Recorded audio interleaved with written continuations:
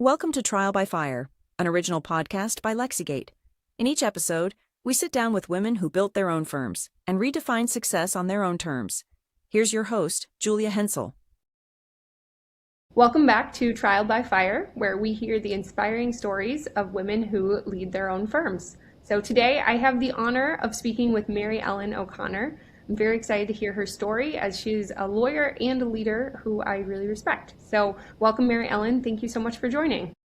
Julia, thank you so much for having me. I'm really excited and I can't wait to dive in and, just work with you on this. I think it's a great thing that you're doing and having all of the women have a voice in a relatively male-dominated world. Definitely. Yeah, I have loved hearing so many different women's stories. I think as a women business owner myself, I take something away every conversation that we have about learning about business and leadership, and then I like getting insights into the law as well. So thanks for being willing to share your story. And I'd love to start off just at the very beginning. And your career actually did not start directly in law. You started as a teacher. So we'd just love to hear a little bit more about your origin story as starting off as a teacher, and then what inspired you to want to switch into law. So when I was out of school, I went and I was a teacher for 6 years, and I had finished up getting my second master's degree. And at that time, I was actually on a maternity leave because I had just given birth to my two of my three children. I had twins, identical twin girls. So I had taken a year off sabbatical so that I could stay home with them. They were born prematurely. They had different health issues as a result, and they did not sleep. If one probably slept while the other was awake, but essentially I was up 24/7 for several months. And it was the end of January, and I was watching Law and Order about 2 a.m. I was wondering why I didn't go to law school, thinking I could do that. I wanted to go to law school. And I had been teacher for kindergarten and second grade, where we had a lot of different children who really had special needs and needed special education and weren't getting what they were entitled to. And I was a big advocate as classroom teacher at the special education meetings that the teachers would go to. So I thought maybe I could combine my feeling of like I had wanted to be a lawyer and be a special education teacher. And at the time, I went online, and it was a dial-up. That's how old I am. So you're dating myself. And I saw that the LSATs were being offered, and if I had signed up that night, I could have gotten a late registration. And then I was like, okay, and I've got about 2 weeks to study for this, and went on, and it was $1,800 to take the Princeton review course. But I didn't have $1,800 at the time because my daughters were on these special formulas. I was like, all right, that's not going to work. So I went to Amazon when Amazon was only selling books. And I would not have, believe it or not, back in the day, I would not have gotten that book timely to study. So, and it was $100, and I was like, maybe I should just take the test and see how it goes. But I was like, I've never looked at any of so I'm going to go to the library. So convinced my mother to come with me to go to the library. I didn't tell her what I was doing. And when she did find out, she did think I was crazy, hence why I had not told her. She was like, you have 3 babies, you cannot go to law school. I was like, no, Mom, just taking the test, not going to law school. And it was a resource book, so I couldn't take it out from the library, so I had to make photocopies of some of the questions, just so I had an idea. Well, I went and I sat and I took the LSAT exam, and lo and behold, anyone who's sitting and wanting to take the LSATs apparently just don't study for it. Wing it, and you do well. So I went in and I won the LSATs and did extremely well, and started to get offers from law schools without even putting applications in. Amazing. So this wasn't really what I was expecting in March. I was expecting and I was thinking about going back when my daughters were in school at least. Huh. But the opportunity, sometimes, the opportunity knocks and you have to open the door. So I started to look at some of the schools in the New York area, and I, at the last minute, made the choice to go to City University because it had a daycare. So I could bring my daughters with me, and it was $7 a day for each of the children, which was super inexpensive. Yeah, that's amazing. And I had gotten a scholarship there, so it seemed like everything was lining up. And find out that they don't take them until they're 20 months, but they didn't tell me this until after I signed up for everything. So we were scrambling to get daycare, but it all worked. Everything always works out, they say. So lo and behold, that was August of 2001. I started law school, and second week of law school, 9/11 happened. And so, I really, it's been it'll be 25 years this August since I started law school. And I don't regret it a minute, but it was a sleepless night after many sleepless nights. So as my mother said, what are you, crazy? And maybe I was, but I think also, things happen for a reason. Yeah, definitely. I'm curious if you had any survival hacks or what helped you when you were going through law school with also 3 young kids. So I think that because I didn't have time to think too much about things, I didn't, everyone talks about having like test anxiety and study anxiety. It was like, I was so glad just to get things done and move it along. Papers were done, good enough. So I didn't have time to angst over, did I study enough? Did I read through this case law enough? Did I prep enough? It was get it done and move on. So I think that I took the idea, like, I'm not saving anyone's lives. I mean, technically, I guess if I went into criminal law, yes, maybe I am saving some people's lives. But it wasn't medicine. It wasn't like if I made a mistake, that someone wasn't going to be alive at the end of the day. Where in medical school, that could be the reality. So, it was like, just do the best you can and keep moving along. So I would say that when you're worried or you think you haven't done enough, you have, and maybe you've overstudied. So, take a deep breath and just know that, I would also think about potentially some people that I knew who were already attorneys. And I was like, well, if that person can do it, clearly I can. Yeah, definitely. Makes sense. So then following law school, walk us through what led you to want to start your own firm. So again, I feel that, most of the things that I've come into my life have like happened by happenstance and not planned, so to speak. But, even though they weren't planned, they were the best things that happened to me. So I had been working for somebody else at the time, and we had just moved, and my daughters were in a new school district, and they were going to be going to a new school, and the attorney, the managing attorney at the time, wouldn't let me take the day off to bring them to their first day of school. Wow, that's crazy. So that was my sign that it was time to go. And I went back I had previously worked for an insurance company, and where I had the opposite experience. When I had started, my daughters were starting kindergarten, and I had only started 2 weeks earlier. And he had come to me and said, oh, I see, like, you're in court. Like, when do your kids start school? Don't you have kids? When do they start? I said, Wednesdays. You're in court. You can't go to court on Wednesday. You got to bring them to school the first day. And it's like, well, I don't have any time. And he's like, oh, you can work from home that day. I was like, I'm not past probation. I can't work from home for the day. And he's like, I'm the CEO. I'm telling you, you can. So, like, it was like the complete opposite. So, I had actually gone back to him, and I had said, like, hey, I want to come back. And he was like, you never go back in your career. He's like, you can come back, but you can't come back just as an in-house attorney he's like, you need to come back in a different position. And he said, you can do that, or if you want to start your own practice, I can give you enough work that can keep you busy while you build up your clientele. So I was very fortunate. I didn't go out. I went out with a parachute. I didn't just jump out of the plane and hope that, hanging my shingle was going to work. So I had some guaranteed work for an insurance company while I built up my clientele. Yeah, that's amazing. A great gift to be able to have a little bit of a foundation as you start out on your own. But I can imagine absolutely. there are still many challenges as you learn things, doing things on your own for the first time. What were some of the biggest challenges you faced toward the beginning and some of the hardest lessons learned? So I think one of the biggest challenges was I was spending so much time doing the work for the insurance company while I was trying to build up my practice and raise the kids, because now the kids are older at that point, and trying to keep, juggle all those, that I probably gave too much time to the insurance company rather than working on building up my practice. Hmm.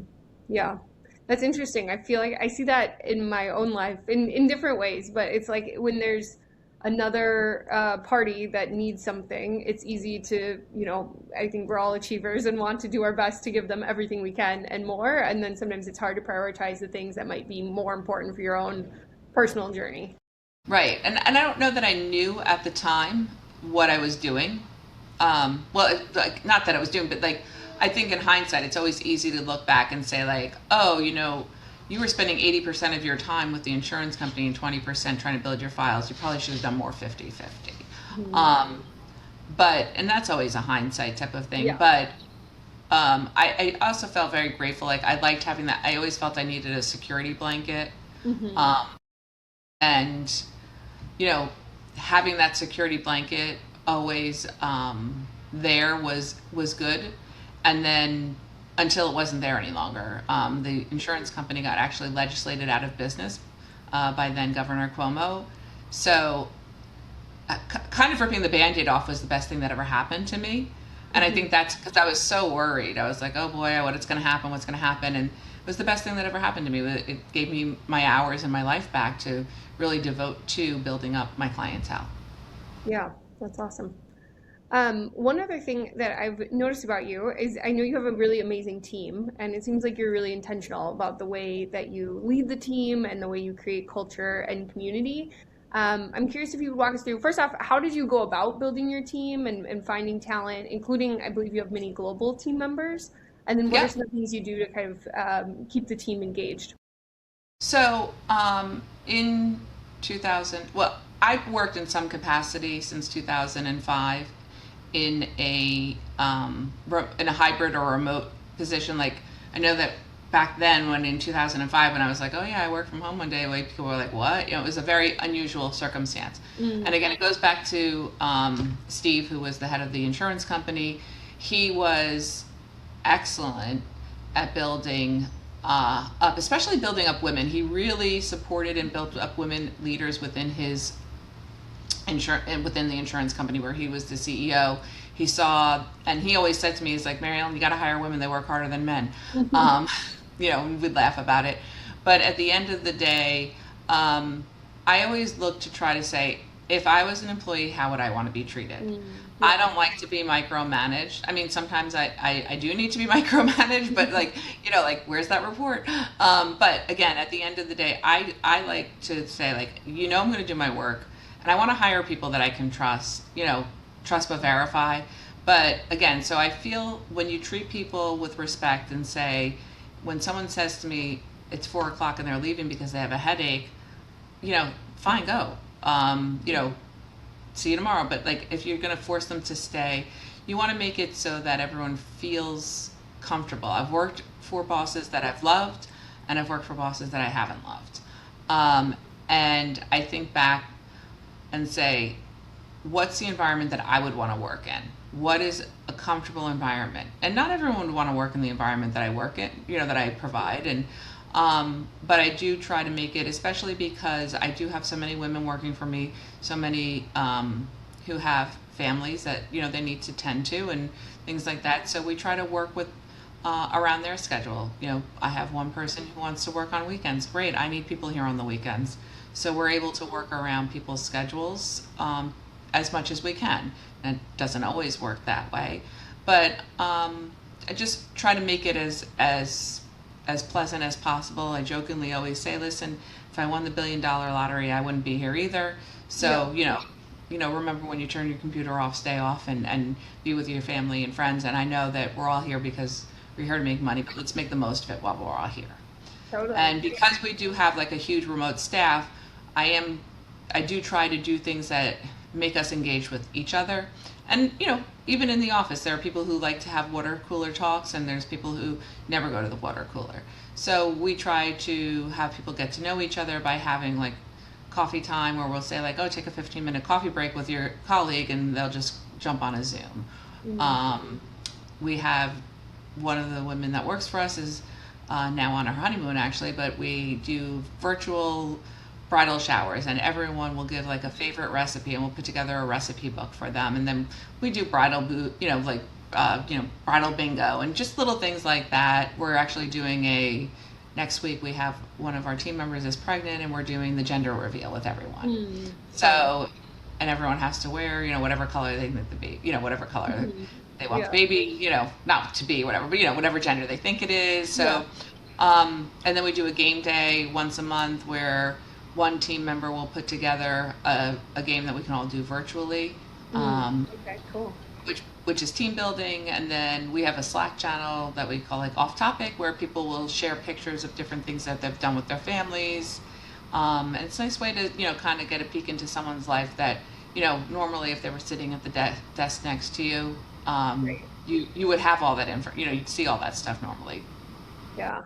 I love that. Well, first off, what you said on flexibility, I think really resonates as far as a lot of these conversations that I've been having with women who started their own law firm. For almost all of them, it seems like wanting more flexibility is kind of the reason why they wanted to go off on their own and start their firm. And I think it's fascinating because, of course, these are some of the hardest working women that I know. And so it's not wanting to work, it's that they wanted to be able to do it on their own time and have flexibility to do some of the other things that are important. And so I think as you think about the employer perspective, that's a really good, because, that's many firms that have lost these talented women who have gone off to do their own thing because they weren't getting the flexibility that they needed. So I feel like then when you think about the employer's perspective, it's like, how can I still allow people to do the things that are most important to them in life and manage more to outcomes than to the specific hours or whatnot that they're in front of the computer.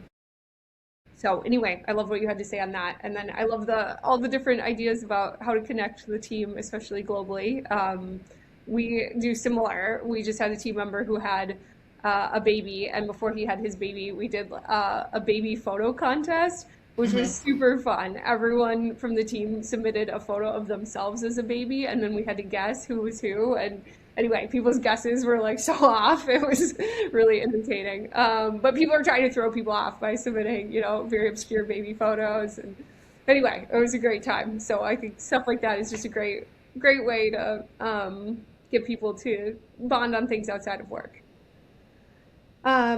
Well, I would love to also talk about for yourself outside of work. So now you've been, running this whole firm while continuing to raise kids and other things.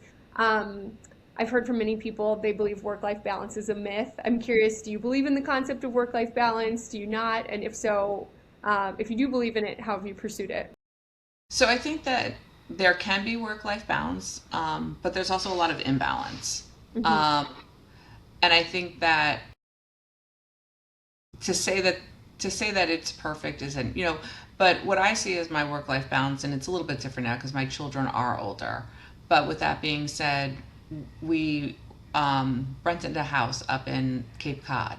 So, I'm actually in the office. I had to come home for a couple of hearings this week. But last week I was working, but at 4:30, I turned the computer off, grabbed my Kindle, and went down for an hour and a half at the beach and was able to read a book at the beach. So, but then I came back, had dinner, and then was doing work from 8:30 to 10:30. So, some people wouldn't say that's a work-life balance, but for me, I think that being able to do things when I want to be able to do them, while still being able to work when I don't, from 8:30 to 10:30 at night, I don't need to watch TV. I'd rather work then and then go out for a couple of hours mid-afternoon. So for me, I think that when you look at work, work-life balance, it takes on different personas for different people. Being able to go to, when my children were little, being able to go over and read a book in the middle of the day and not have that interrupt my, my whole entire work day. I didn't have to take a day off from work. Where when I was teaching, if I wanted to go into the classroom and read a book, I'd have to take a whole day off. Yeah, totally. So, or even if you need a dentist appointment or something like that, you can probably do it. Exactly. And again, now this is dating myself, but back in 2015, we went to California for a trip, and because New York time versus New York time, I was able to work from 6 a.m. to 9 a.m. California time, which was 9 to 12 New York time, and do all of my work and then when the kids were all ready, like we'd walk out the hotel room at 9 a.m. and my workday was over and we were still able to have, a vacation. And at the time I needed to work and I needed to be able to make the money. So, it was like the best of both worlds for us. So again, work-life balance takes on, I think, a lot of different, everyone has a different season of life, and my children are grown now, so I have a different season of life. It's going to be by myself at the beach and not everyone near me, which would have not been one of the choices that I had when they were little. It was more spending time with them, sitting down and being home from when they came home from school, being at home. Not always, because a lot of times I was in court and I wasn't, but some afternoons I was, at least twice a week I was. Totally. The time zone vacation hack is so good. I think my husband and I found that with Hawaii, because you can go to Hawaii and wake up at 6 a.m. And I mean, maybe that's not everyone's ideal vacation, but I'm a morning person. Yeah. And you can see the sunrise and everything, and you work from 6 a.m. to noon, and then the US workday is done. And so anyway, then you can enjoy this peaceful, blissful afternoon at the beach, not getting any emails because it's already 5 Eastern. So Yeah. anyway, that's our time zone hack we found. Awesome. Well, thank you for sharing that. I would love to just jump back briefly to the legal side. And, I'm sure you've worked with many, many, many different cases that have been really rewarding. But I was wondering if you could share a story or two of a case that you found really meaningful. So, in workers' compensation, we get a lot of different cases, and Social Security disability, and they're different levels of unfortunate events that happen to people, and some sadder than others. And I mean, it just happens to be kind of timely. And I always death cases, because I feel really for the widow and the widowers when their spouses pass away at work. And generally speaking, a lot of the death cases are controverted, aren't accepted by insurance companies, and we have to fight. So the death cases in general are ones that really move me, and I work really hard no matter what for my clients. But on a death case, I work really, really hard.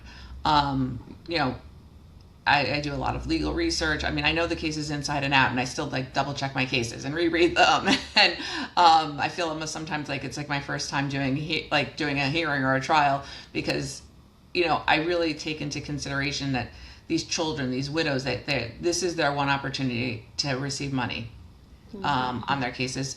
And I had a mentor within the system who worked in Lower Manhattan.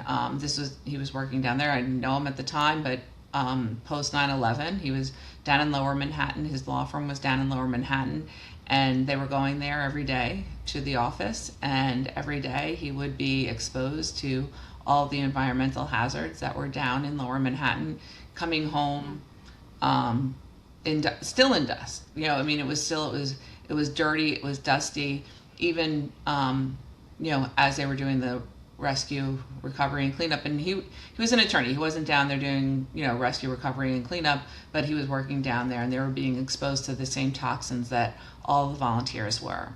And unfortunately, many of the cancers from 9/11 have a latency period, and he ultimately was diagnosed and passed away from a 9/11 cancer in 2022.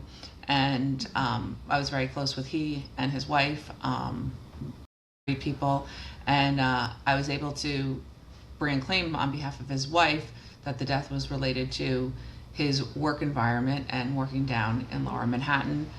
And the insurance company for the employer fought me tooth and nail, and we had the trial last week, and we were successful. The judge ruled in the widow's favor and found that his death was related to his exposure.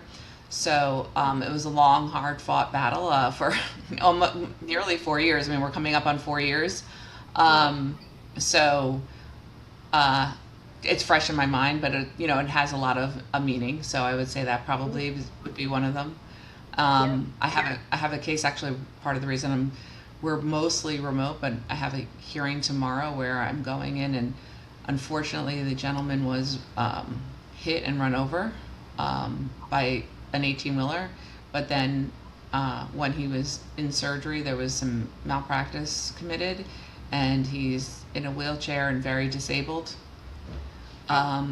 Many neurological problems, and we're going in and fighting to get him a full, have his wife be able to be the home health aide, in addition to, because the insurance company does provide him with a home health aide, but only for 7 hours, Monday through Friday.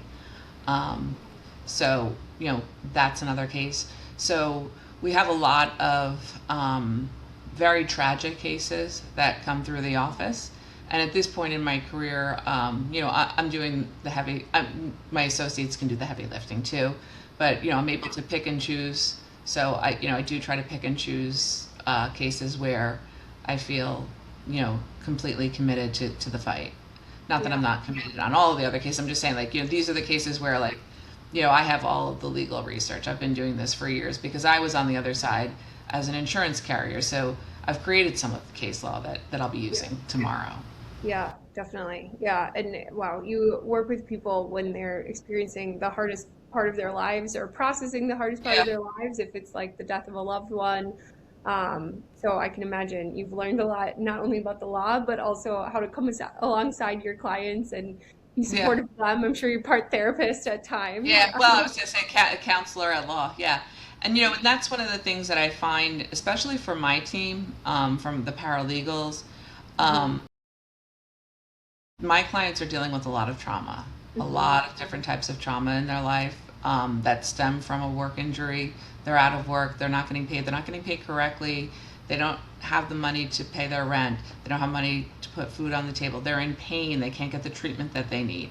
So one of the things that I do for my client, not for my clients, I'm sorry, what I do for my team members is, because we do have clients who do have all this trauma, and my team members do listen and they do try to help, but, as just a person who has no experience or training, well, how do you know what to do with that? Well, we bring in psychologists and trainers quarterly to help them understand, how to process trauma, because again, we don't want them to internalize that either, because if they start to internalize it, it becomes a problem for them.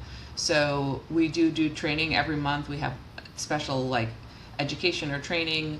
And we also do Wellness Wednesdays, so where we will maybe do a 10-minute, meditation, and come, don't come. But, we try to provide different things also to help the team, because it can be very traumatic for people.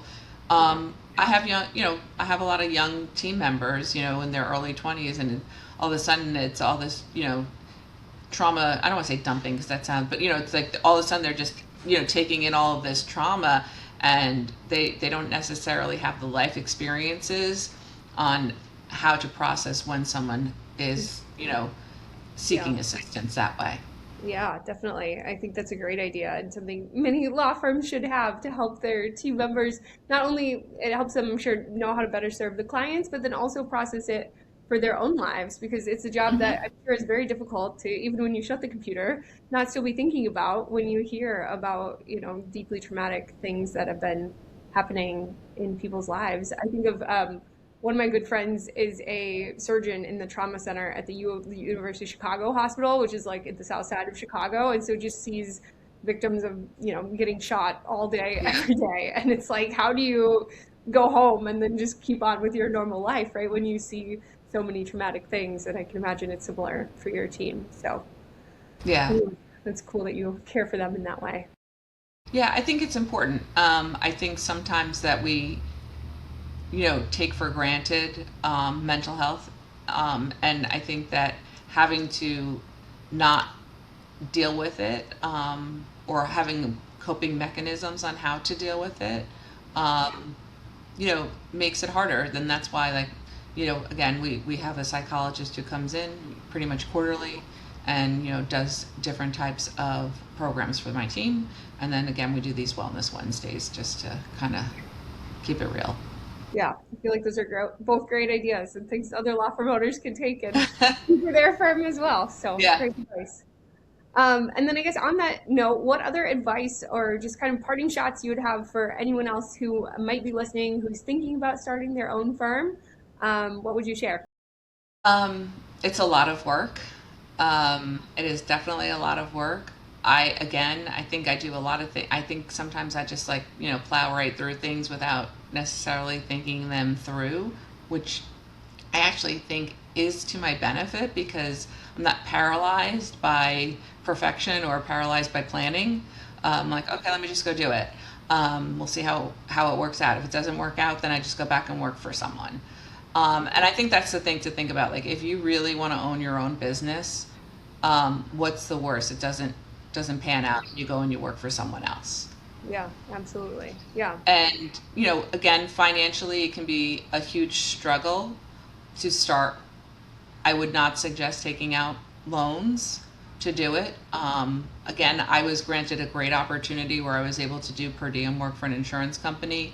I would say if you are in an industry where you can do some per diem work for people, so that you can have the cash flow coming in, that is something I would highly suggest. If you can go do court appearances, things like that, while you build up your clientele in your own practice. If it's not, yes, obviously, then you may or may not need to take out capital. I shouldn't say you have to take out capital, but to the extent that you can limit the amount of money that you borrow at the beginning, because again, if it doesn't work out, pull your resume together, get another job, no Yeah. big deal. Mm-hmm. And one of the things that I have said to my children, because one of them was in process of going in for a PhD in a career that she realized like wasn't what she wanted, and she was afraid that if she quit the PhD program, she was a failure. And I had told her, like, no, going through a PhD program and paying for it for 6 years for something that you don't want to do, that's what a failure does. Someone who's successful quits and goes and follows their dreams. So it was great that she tried, because if she didn't try and go for that, she would have always thought that's what she wanted. So again, like starting a practice, if it's not for you or you don't like it, it's not a failure because you tried and it didn't work out. The failing is not trying. Totally. And even if, you start your own thing and it doesn't end up being for you, well, one, you've learned that it's not for Right. you, and Right, you exactly. never have to wonder anymore, and that's a win. But two, I mean, even in the process of trying something and quote unquote failing, right, or not working out, I'm sure, learn things that would go and serve you well back in whatever you go do next after that. Right, you're going to learn, there's going to be a skill set that you're going to take away from doing what you're doing that you can utilize in what other new path you take or whatever you choose to do. But I do think that the one thing that's Steve, who was one of the gentlemen that was the one who was the CEO at the insurance company, he did say, like, never go back in your career. And I think that's true. I think that there may be times that you want to go back because it's comfortable, but if you were an associate at a firm, go back as a senior associate. Don't go back into that specific role that you previously were in. You always want to be moving in your career. So that was, I think, a really good bit of advice. And I have seen people in my time who have gone back, who've done things and then gone back, and it never seems to really work out. And Yeah. that could be coincidental. I mean, I'm sure that there are people who are watching who are like, no, I went back and it was fine. Yeah.